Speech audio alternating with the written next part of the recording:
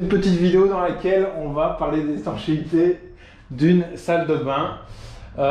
Donc, il y aura une baignoire qui sera mise ici dans l'angle du mur. On voit qu'il y a une partie qui est OSB et l'autre partie qui est plâtre, donc du plafonnage sur du bloc de béton cellulaire. Donc, sur cette partie ici plâtre, on va venir mettre une natte d'étanchéité. Alors ça coûte une bonne dizaine d'euros du mètre carré, voire un peu plus. Et sur l'OSB, on va venir visser des panneaux ici prêts à carreler. Donc c'est du Q-board ici, mais ça s'appelle aussi du Wedi en France. Et donc ça existe en différentes épaisseurs. Et ici j'ai pris du 6 mm donc pour pouvoir le visser simplement. Donc dans cette vidéo, on va voir comment placer tout ça sur le mur. On va voir que c'est quand même assez simple. Il y aura aussi une bande d'étanchéité à mettre ici dans l'angle pour vraiment rendre cet espace bien étanche. Et évidemment, je vous mets tous les liens en bas de la vidéo, en description ou dans l'espace commentaire. Vous pourrez aller checker ça donc, sur Amazon pour les avoir au meilleur prix.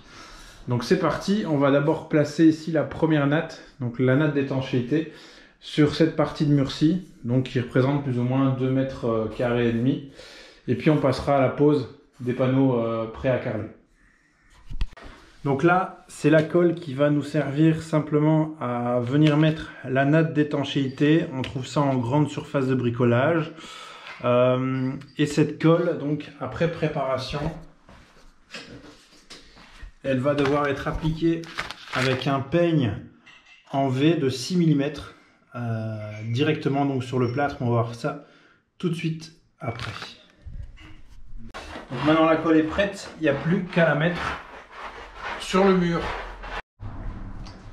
Donc après avoir étalé la colle au peigne en V de 6 mm, ça peut être un carré hein, éventuellement, on va venir tout simplement appliquer la natte dessus, par-dessus comme ça, et puis on viendra maroufler, donc c'est-à-dire qu'on va appuyer très fort sur la natte avec une spatule relativement large et bien dure pour vraiment la plaquer contre le mur, quitte à même faire sortir l'excédent de colle sur le côté. Voilà, donc c'est comme ça qu'on va procéder.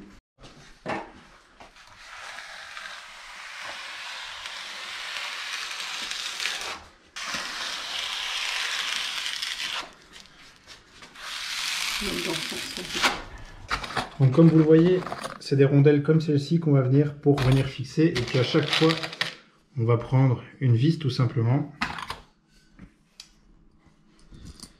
pour venir le fixer tout simplement. Donc ici la vis elle fait 25 mm, donc elle va passer dans le panneau étanche de 6 mm et puis elle va aller se fixer directement dans l'OSB. Aussi simplement que ça. Donc maintenant, pour avoir une très bonne étanchéité entre les différents panneaux, donc pour être bien sûr, on va mettre une colle polyuréthane entre chaque panneau, donc un filet de colle. Et de toute façon, les panneaux viendront en compression l'un contre l'autre, donc le joint de colle n'aura pas le temps de sécher et il va vraiment pouvoir venir dans le joint parfaitement le combler.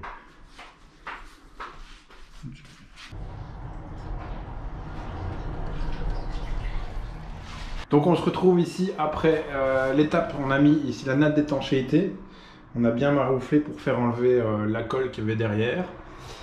On a aussi placé tous les panneaux Wedi, dans ce cas-ci c'est de la marque Q-board.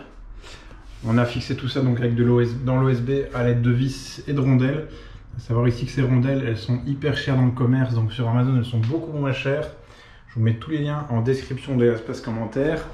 On a mis sur chaque bord de plaque un joint PU qui vient donc s'écraser entre chacune des plaques. On a mis ça à chaque intersection pour bien étanchéifier.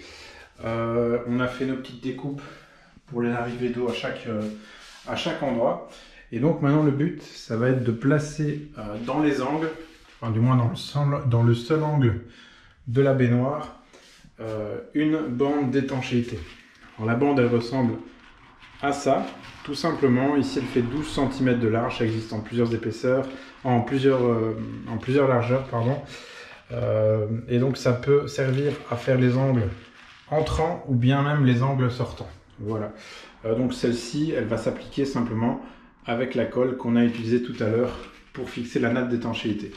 Donc on va bien la disposer dans l'angle et puis on va venir la disposer aussi sur les joints, tout simplement.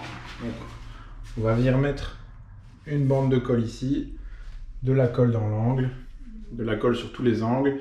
On va venir mettre notre bande et puis comme tout à l'heure, on va maroufler tout simplement pour enlever l'excédent de colle. Donc c'est parti. Donc on se retrouve après la partie mise en place des bandes d'étanchéité. Donc on les a vraiment mis aux endroits critiques.